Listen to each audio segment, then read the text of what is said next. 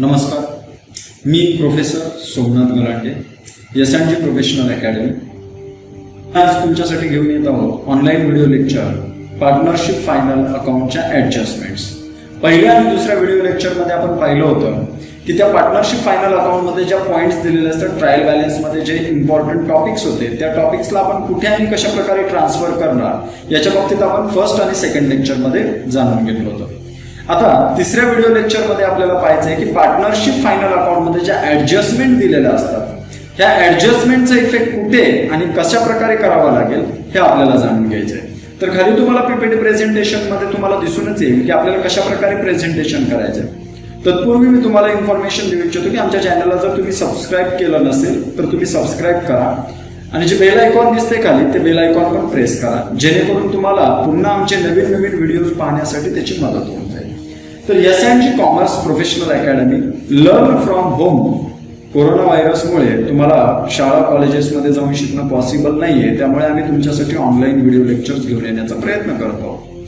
व्हिडिओमध्ये काही त्रुटी असतील तर क्षमस्व, तुम्ही समजून घेता ही नम्र विनंती. पार्टनरशिप फायनल अकाउंट लेक्चर 3 याच्यामध्ये आपण पूर्णपणे डिटेल्स इन्फॉर्मेशन घेत आहोत. याच्यामध्ये कोणत्या प्रकारचे टॉपिक्स आम्ही तुम्हाला शिकवणार आहोत. जर तुम्ही तुमच्या रिलेटेड हा टॉपिक नसेल, पार्टनरशिप फायनल अकाउंट हा तुमच्या रिलेटेड टॉपिक नसेल, तर तुम्ही 11th 12th कॉमर्सचे ऑल सब्जेक्ट आमच्याकडे टीच केल्या जातात. त्यासोबतच BCom, MCom आणि DTLचे टॅक्सेशनचे जे सब्जेक्ट आहेत, ऑल न्यूमेरिकल सब्जेक्ट जे आहेत, ह्या सब्जेक्टवरतीही आम्ही तुमच्यासाठी व्हिडिओ लेक्चर्स घेऊन येऊ. तुम्ही आम्हाला कमेंट बॉक्समध्ये कमेंट करा आणि सांगा की तुम्हाला कोणता व्हिडिओ पाहिजे. त्या व्हिडिओवरती त्याच्यावरती नक्की आम्ही तुम्हाला तो व्हिडिओ तुमच्यापर्यंत पोहोचवण्याचा प्रयत्न करू.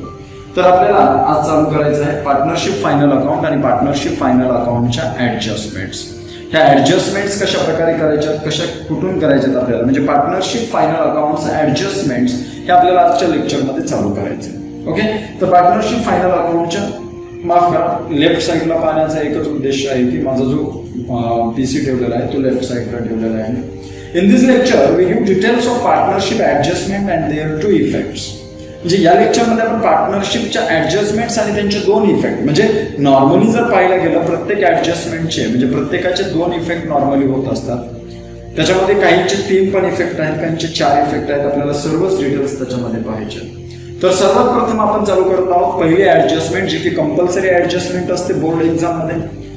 आपलं हे जे लेक्चर आहे हे नवीन सिलेबस नुसार आहे, 2020च्या सिलेबस नुसार आहे. तर पहिली ऍडजस्टमेंट आपल्याला पाहिजे closing stock. Closing stock means what हे आपण फर्स्ट लेक्चर मध्ये पाहिलं होतं. The goods in hand at the beginning of the year. ज्या वस्तू विकल्या गेलेल्या नाहीत त्या वर्षाच्या शेवटला आपल्या हातामध्ये वस्तू असतात, त्याला आपण क्लोजिंग स्टॉक असं म्हणतो. क्लोजिंग स्टॉकची जर्नल एंट्री कशा प्रकारे करायची. Closing stock account debit to trading account.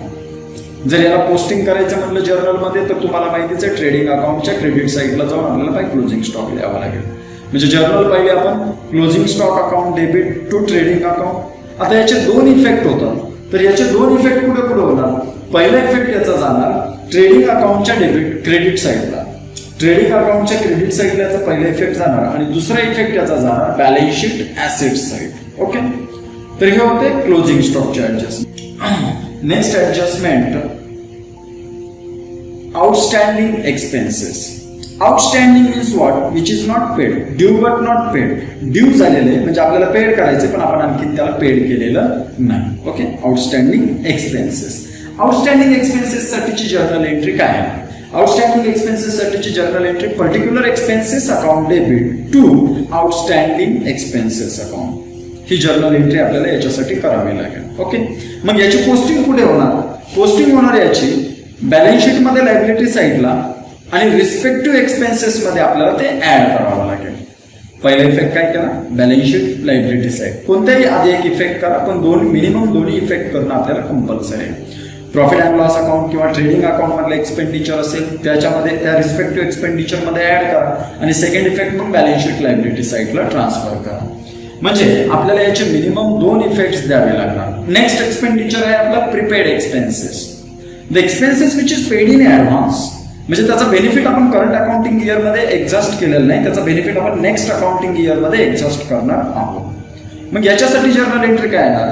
एकदम अपोजिट एंट्री येणार आउटस्टँडिंग एक्सपेन्सेसची. जी एंट्री आहे त्याच्या अपोजिट येणार. म्हणजे आपलं आउटस्टँडिंग एक्सपेन्सेसची जर्नल एंट्री काय केली, particular expenses account debit to outstanding expenses account. आता प्रीपेडची काय होणार, prepaid expenses account debit to particular expenses account किंवा रिस्पेक्टिव्ह एक्सपेन्सेस अकाउंट असं म्हणा. पोस्टिंग पुढे जाणार. First effect deduct from respective expenses, जो एक्सपेन्सेस असेल त्याच्यातून डिडक्ट करा. Second effect transfer to balance sheet asset side. आता बॅलन्स शीट ऍसेटला ट्रान्सफर केल्यामुळे काय होईल की हा बेनिफिट आपल्याला नेक्स्ट इयर मध्ये एक्झॉस्ट होणार आहे. म्हणून ह्या बेनिफिटला आपल्याला कॅरी फॉरवर्ड करायचं आहे. तर याला कॅरी फॉरवर्ड करण्यासाठी आपल्याला बॅलन्स शीट ऍसेटला करंट इयर मध्ये ट्रान्सफर करतो. नेक्स्ट इयर मध्ये पुन्हा लास्ट इयरच्या बॅलन्स शीट मधून ते पुन्हा प्रॉफिट अँड लॉस अकाउंटला ट्रान्सफर केलं जातं. आपल्याला फक्त पाहिजे करंट इयरचं पाहत असताना आपल्याला पुढे ट्रान्सफर करायचं त्याला balance sheet asset side. Okay. Next आपल्याला जो दिलेला आहे तो नेक्स्ट पॉइंट जो आहे तो pre received income means income received in advance. Income आणखी आपला त्याच्यावरती अधिकार नाही, आपला राईट क्रिएट झालेला नाहीये त्याच्यावरती, परंतु आपल्याला इन्कम रिसिव्ह झाले. एक प्रकारची लायबिलिटीज असते, परंतु आपण याची जर्नल एंट्रीज पाहून घेऊया. Journal entry particular income account debit to pre received income. Journal entry काय पाहिजे, particular income account debit to pre received income, income received in advance, that is the pre received. याची posting पुढे होणार म्हणजे दोन effect पुढे होणार. First effect deduct from particular income. Current इयरचं इन्कम नाही, current year income matched with current year's expenses. That's why we record only current year's income. Okay, not pre received income recorded in the profit and loss account और trading account. These expenses or these income are posting to balance sheet for carry forward. Okay, तर pre received इन्कमचा पहिला effect जाणार. पहिला effect आपल्याला करावा लागणार deduct from respective income. Second effect transfer balance sheet liability side. This is the liability for our business. Okay. Next outstanding income. Income due but not receive. Income due झालेलं आहे पण receive झालेलं नाही. As like आपण sale केलाय पण त्याचे आपल्याला पैसे मिळालेले नाहीत. म्हणजे डेटर्स जसे असतात त्या प्रकारेच आउटस्टँडिंग इन्कम. परंतु तिथं सेल होता, तिथं कमिशन असेल, इंटरेस्ट असेल, या प्रकारचं काहीतरी आपल्याला इन्कम यायचं राहिलेलं आहे. डिव्हिडंड हे कन्फर्म सांगू शकत नाही डिव्हिडंड आपण त्याच्या बाबतीत, कारण डिव्हिडंडची कन्सेप्ट वेगळी जाते जे तुम्ही CACSच्या लेक्चर्समध्ये पाहू शकता. आता आपल्याला पाहिजे आउटस्टँडिंग इन्कम. फर्स्ट इफेक्ट आपल्याला म्हणजे याची जर्नल एंट्री काय पाहावी लागणार याची इन्कमची. Outstanding income account debit to particular किंवा रिस्पेक्टिव्ह इन्कम.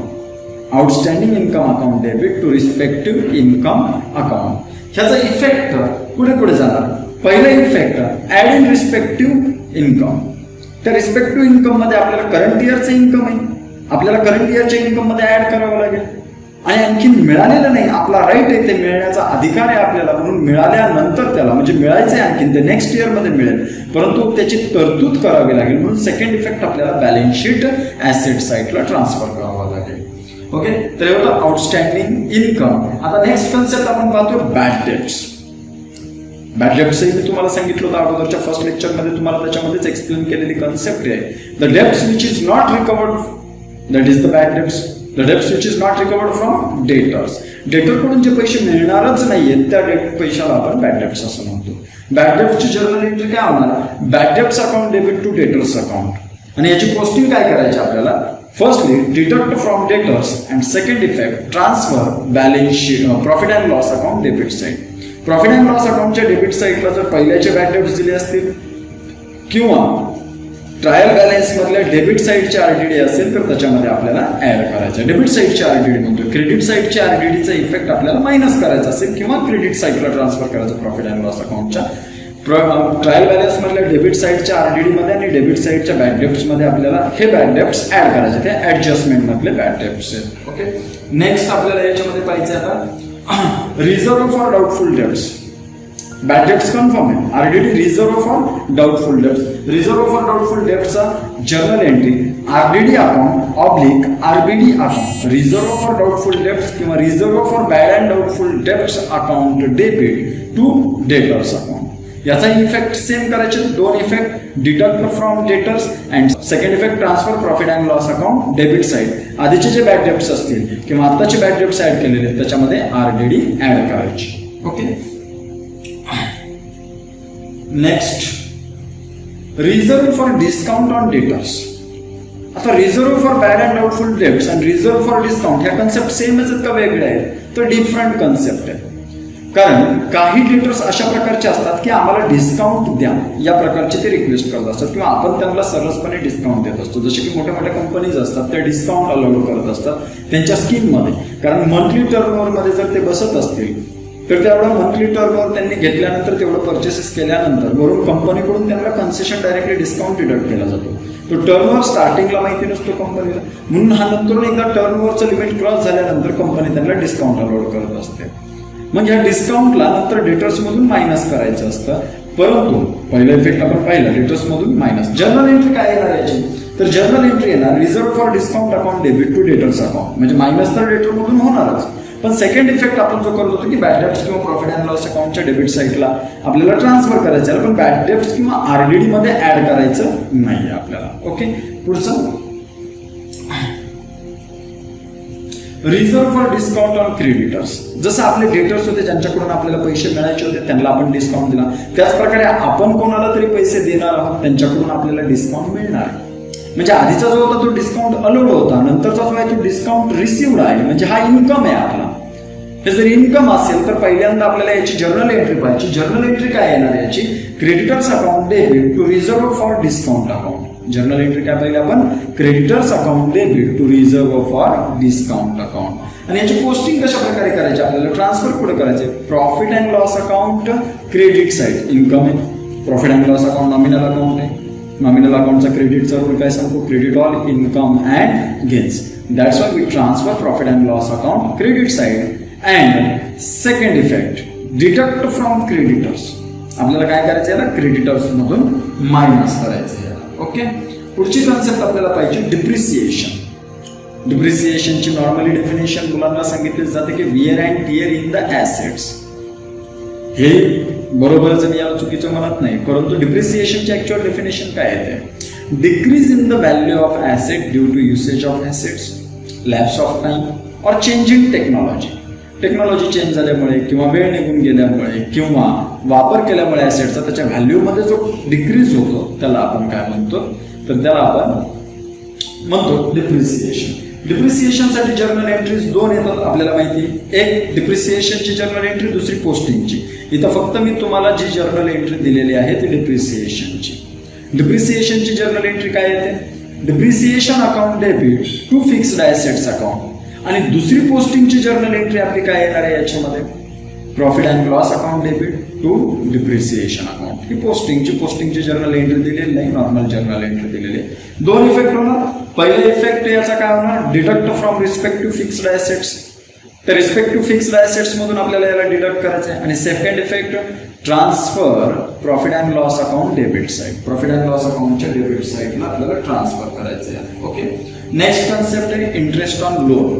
आपण जर लोन घेतलं असेल आणि त्याच्यावरचं इंटरेस्ट पेड करायचं राहिलं आणि आपल्याला ऍडजस्टमेंट मध्ये दिले की इंटरेस्ट ऑन लोन. आता हे लोन कोणाचं असेल तर ते लोन आउटसाइडरचं, पार्टनर्सचं असेल तर पार्टनर्स लोन म्हणून त्याला संबोधलं जाईल. पार्टनर्स लोन वरती फिक्स्ड 6%, जर काहीच पर्सेंटेज दिलं नसेल तर फिक्स 6% मध्ये आपण त्यांना इंटरेस्ट ऑन लोन देऊन टाकत असतो. तर पार्टनर्स लोन साठीची journal entry interest on loan account debit to loan account. Okay, interest on loan account debit to loan account. याची सेम जर्नल एंट्री जशी डिप्रिसिएशनची होती, सेकंड जर्नल एंट्री ट्रान्सफरची. Profit and loss account debit to interest on partners किंवा interest on loan account अशी journal entry second करावी लागेल. Posting कुठे कुठे होणार याचं? Profit and loss account debit side because it is an expenditure. And second effect balance sheet liability side. Okay, next आपल्याला पाहिजे याच्यामध्ये इंटरेस्ट ऑन इन्व्हेस्टमेंट. आपण जी इन्व्हेस्टमेंट केलेली त्याच्यावरचा इंटरेस्ट आपल्याला पाहायचा आहे. Interest on investment. इन्व्हेस्टमेंटवरचा इंटरेस्ट म्हणजे आपल्यासाठी इन्कम आहे, म्हणून याची जर्नल एंट्री होणार investment account debit to interest on investment. काय जर्नल एंट्री पाहिली आपण याची? Investment account debit to interest on investment. Income आहे आपलं, त्यामुळे क्रेडिट साईडला गेलेलं आहे इंटरेस्ट ऑन इन्व्हेस्टमेंट. इन्व्हेस्टमेंटची प्राइस वाढणार आहे म्हणून त्याला आपण डेबिट केलेलं आहे, तेवढ्याने व्हॅल्यू वाढणार आहे. दोन इफेक्ट, एक बॅलन्स शीट ऍसेट साईडला ट्रान्सफर करायचं आणि second effect profit and loss account credit side. Income profit and loss अकाउंटच्या क्रेडिट साईडला ट्रान्सफर करावं लागेल. नेक्स्ट आपल्याला पाहिजे याच्यामध्ये uninsured goods destroyed by fire or accident. ज्या गुड्सचा आपण इन्शुरन्स काढलेला नव्हता परंतु त्यांचा आपण डिस्ट्रॉय झालेले, त्या गुड्स डिस्ट्रॉय झालेले किंवा ऍक्सिडेंटमध्ये किंवा फायरमध्ये त्या वस्तूंचे नष्ट झालेले आहेत, त्या वस्तू गेलेल्या आहेत आपल्याकडून. मग वस्तूंसाठीचं जे खातं आहे आपलं ट्रेडिंग अकाउंट, याच्यावरती एक इफेक्ट होणार याचा. म्हणून जर्नल एंट्री आपण पाहणार याची profit and loss account debit to trading account. ट्रेडिंगच्या क्रेडिटला एक इफेक्ट जाणार आणि प्रॉफिट अँड लॉस अकाउंटच्या डेबिटला एक इफेक्ट जाणार. ओके, शोइंग फायनल अकाउंट पुढे शो करणार trading account credit side and second effect profit and loss account debit side. पुन्हा हेडिंग रीड करतो मी, uninsured goods destroyed by fire or accident. Uninsured goods, not insured. Insured म्हणल्यानंतर त्याच्या दोन concept जातात, फुल claim मिळालाय का पार्ट क्लेम मिळालेला आहे. फुल क्लेम मिळाला असेल तर त्याची काय ऍडजस्टमेंट होणार, जसं की मी तुम्हाला सांगितलं आधीच्या होत्या अनइन्शुअर्ड गुड्स. आता insured goods destroyed by fire or accident. Insured goods जर डिस्ट्रॉय झाले असतील फायर किंवा ऍक्सिडेंट मध्ये तर त्याची कशा प्रकारे ऍडजस्टमेंट करावी लागणार आपल्याला, तर त्याच्यामध्ये दोन पार्ट ए फुल क्लेम म्हणजे इन्शुरन्स कंपनीने जो क्लेम देणार आहे तो सर्वच देणार आहे आपल्याला, लॉस काहीच होणार नाही त्याच्यामध्ये. सपोज 10,000 रुपयाच्या वस्तू जळाल्या होत्या, इन्शुरन्स कंपनी 10,000 रुपये आपल्याला देणार आहे. मग याच्यामध्ये जर्नल एंट्री काय करायची आपल्याला, insurance claim account debit to trading account. Journal entry काय केली आपण याच्यामध्ये, फुल क्लेमची insurance claim account debit to trading account. एक इफेक्ट ट्रेडिंगच्या क्रेडिटला जाणार, दुसरा इफेक्ट बॅलन्स शीट ऍसेट साईडला जाणार इन्शुरन्स क्लेम म्हणून. ओके, आता जर पार्ट क्लेम मिळाला असेल, इफेक्ट तुम्हाला सांगितलेलं आहे ट्रेडिंग अकाउंट क्रेडिट साइड आणि balance sheet asset side insurance claim म्हणून. आता जर पार्ट क्लेम मिळाला असेल आणि संपूर्णच व्हॅल्यू मिळाली नसेल, काही लॉस आपल्याला त्याच्यामध्ये झालेला आहे, तर त्याच्या बाबतीत आपण काय समजून घेऊ शकतो, तर पहा insurance goods destroyed, insured goods destroyed by fire or accident part B. Okay, part claim काय सांगतो मी तुम्हाला याच्यामध्ये, पार्ट क्लेम. ओके, मग याची जर्नल एंट्री याला फायनल अकाउंट मध्ये कसं शो करायचं, याला balance sheet asset side claim amount trading account. Okay, balance sheet asset साइडला जेवढी क्लेम अमाऊंट मिळणार आहे तेवढीच ऍसेट साइडला दाखवायची आपल्याला. Trading account credit side gross amount, सर्व 10,000च्या वस्तू जळाल्यावर 8,000 मिळणार, 8,000 बॅलन्स शीट मध्ये. 10,000च्या वस्तू जळाल्या होत्या ट्रेडिंग अकाउंटच्या क्रेडिट साइडला. आता जे राहिले 2,000 रुपयाचा लॉस झाला आपला, तो प्रॉफिट अँड लॉस अकाउंटच्या डेबिट साइडला लॉस अमाऊंट लिहायची आपल्याला. कोणती अमाऊंट लिहायची मुळे, लॉस अमाऊंट. ओके, नेक्स्ट आपल्याला याच्यामध्ये कन्सेप्ट स्टडी करायची आपल्याला याच्यामध्ये, goods stolen from shop oblique warehouse. वस्तू जर चोरीला गेल्या आपल्या वेअर हाऊस मधून किंवा शॉप मधून वस्तू चोरीला गेल्या, त्यावेळेस आपल्याला ऍडजस्टमेंट कशा प्रकारे करायची आणि जर्नल एंट्री काय करायची, तर याची जर्नल एंट्री काय ते profit and loss account debit to trading account. Profit and loss account debit to trading. पहिला इफेक्ट याचा जाणार ट्रेडिंग अकाउंटच्या क्रेडिट साइडला आणि दुसरा इफेक्ट लॉस झाला म्हणून प्रॉफिट अँड लॉस अकाउंटच्या डेबिट साइडला. पहा जिथं जिथं गुड्सच्या ऍडजस्टमेंट होत्या आणि ट्रेडिंग अकाउंटच्या क्रेडिट साइडला केलेल्या आहेत त्या वस्तू कमी करण्यासाठी केलेल्या आहेत.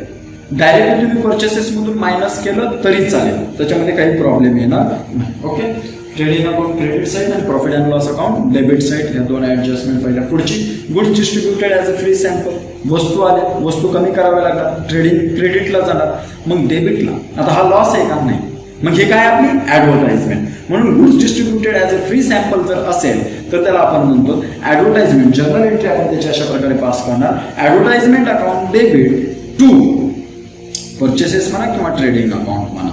Advertisement account debit to purchases oblique trading account किंवा ट्रेडिंग ऑब्लिक परचेसेस अकाउंट. याचे इफेक्ट पुढे जाणार, एक ट्रेडिंग अकाउंटच्या क्रेडिट साईडला किंवा प्रॉफिट अँड परचेसेस मधून डिडक्ट होणं आणि दुसरा इफेक्ट प्रॉफिट अँड लॉस अकाउंटच्या डेबिट साईडला ऍडव्हर्टाइजमेंट म्हणून जाणार. ओके, नेक्स्ट कन्सेप्ट याच्यामध्ये आपल्याला सीन करायची, गुड्स विथड्रॉन बाय पार्टनर्स. पार्टनर्सने गुड्स घेतल्यात, कशासाठी घेणार, तो सेल्फ यूज साठी. An amount or goods withdrawn from business by the partner for his or his family purpose. याला आपण काय म्हणतो की गुड्स विथड्रॉन केले त्या पार्टनरने त्याच्या स्वतःच्या वापरासाठी किंवा फॅमिलीच्या वापरासाठी ड्रॉविंग म्हणणार. मग ड्रॉविंगची ऍडजस्टमेंट आपल्याला करायची असेल, याची जर्नल एंट्री काय येणार, drawing account debit to trading account. आणि सेकंड इफेक्ट याच्याही दोन जर्नल एंट्रीज येतात. मी तुम्हाला इथे एकच दिलेले, खाली जे दिसते त्याच्यात एकच दिलेले, पण याच्या किती एंट्रीज येणार, दोन. पहिली एंट्री काय केली आपण, drawing account debit to trading account, वस्तू कमी केल्या. आणि दुसरी पार्टनर्स कॅपिटलवरती आपल्याला याची ऍडजस्टमेंट करावी लागणार, म्हणून दुसरी journal entry partners capital oblique current account debit to drawing account. Okay, आणि याची ट्रीटमेंट कशा कशा करायच्या, ट्रेडिंग अकाउंटच्या क्रेडिट साईडला आणि पार्टनर्स कॅपिटल अकाउंटच्या डेबिट साईडला. Next, unrecorded purchases. Unrecorded purchases असतील तर journal entry purchases account debit to creditors account. कारण याच्यामध्ये कॅश परचेस आहेत का क्रेडिट परचेसेस ते सांगितलं नाही, डिटेल दिलेलं नाही कॅश परचेसेस आहेत म्हणून. मग आपल्याला पहिले ऍडजस्टमेंट असं अप्रूव्ह करायला लागतं, आपल्याला असं समजावावं लागतं याला की ऍज्युम करतो आपण की हे क्रेडिट परचेसेस आहेत, कारण नेम वगैरे काहीच दिलेलं नाही त्याच्यामध्ये आणि कॅश पण सांगितलेलं नाही, म्हणून क्रेडिट परचेसेस आहेत आणि ग्रॉसली क्रेडिटर्समध्ये आपण याला ऍड करून टाकत असतो. म्हणून जर्नल एंट्री आली purchases account debit to creditors. पहिला इफेक्ट ऍडिंग परचेसेस आणि दुसरा इफेक्ट ऍडिंग क्रेडिटर्स. सेम पुढची पण ऍडजस्ट याचा इफेक्ट आहे, इफेक्ट आपण याचे पाहिले. पुढची पण अशाच प्रकारे ट्रीटमेंट आहे ऍडजस्टमेंटची. अनरेकॉर्डेड सेल्स जसे की परचेसेसमध्ये क्रेडिटर आला, सेल्समध्ये डेटर. मग पहिला इफेक्ट याची जर्नल एंट्री काय होणार, debtor account debit to sales account. Effect पहिला काय होणार याच्यामध्ये ऍडिंग सेल्स आणि second effect adding debtors. Next आपल्याला पाहिजे याच्यामध्ये bills receive capital expenditure included in revenue expenditure और वाइस वर्सा. कॅपिटल एक्सपेंडिचर जो होता तो रेव्हेन्यू एक्सपेंडिचर ट्रीट केला आपण, म्हणजे ॲज लाईक बॅलन्स शीट मध्ये जी अमाऊंट जायची होती ती प्रॉफिट अँड लॉस अकाउंट किंवा ट्रेडिंग अकाउंटला गेली. याला म्हणतो आपण capital expenditure treated as a revenue expenditure. तर जर्नल एंट्री काय आहे, assets account debit respect to assets account debit to particular expenditure account. Okay, ज्या एक्सपेंडिचर मध्ये ऍड झाला त्याच्यातून डिडक्ट करायचं आपल्याला, deduct from respective expenditure. And second effect, add in respective assets. Okay. Next adjustment, bills receivable dishonor. Bill जे मिळायचं होतं ते डिसऑनर झालं. पहिला इफेक्ट याची जर्नल एंट्री काय करणार आपण, debtors account debit to bills receivable account. Journal entry काय करणार, debtors account debit to bills receivable account. आणि याचे इफेक्ट, पहिला effect deduct from bills receivable. पहिला इफेक्ट काय केला, डिडक्ट फ्रॉम बिल्स रिसिवेबल. आणि दुसरा effect transfer add in debtors. Okay, म्हणजे बॅलन्स शीट मध्येच ट्रान्सफर होणार, तिथलंच आहे ऍसेट साईडचीच अमाऊंट आहे, एका बिल्स रिसिवेबलच्या ऍसेट मधून मायनस होणार आणि डेटर्स मध्ये ऍड होणार. नेक्स्ट ऍडजस्टमेंट हे सिमिलर आहे, फक्त इथे बिल्स रिसिवेबल होतं, पुढे येते बिल्स पेएबल डिसऑनर. मग बिल्स पेएबल डिसऑनर झालं. Journal entry bills payable account debit to creditors account. ह्याचा पहिला इफेक्ट काय करणार, deduct from bills payable. Bills payable मधून मायनस करायचं. आधीची ऍडजस्टमेंट होती ती ऍसेट वरती, आता जी ऍडजस्टमेंट पाहतोय ही लायबिलिटी वरती. बिल्स पेएबल मधून आपण काय करणार याला मायनस करणार. Second effect adding creditors. आणि कशात ऍड करायचं, क्रेडिटर्स मध्ये ऍड करायचं. नेक्स्ट, तर इथं आपण संपूर्ण ऍडजस्टमेंट पाहिलेले आहेत. थँक्यू फॉर वॉचिंग आणि specially thanks to Sanjaykar to helping this video. Okay, तर याच्या कंडिशन्स वगैरे दिलेल्या आहेत, तुम्हाला याच्यामध्ये दिसूनच येत असतील. पुन्हा भेटूयात पुढच्या व्हिडिओ लेक्चर्समध्ये. आज आपण इथंच थांबूया. नमस्कार.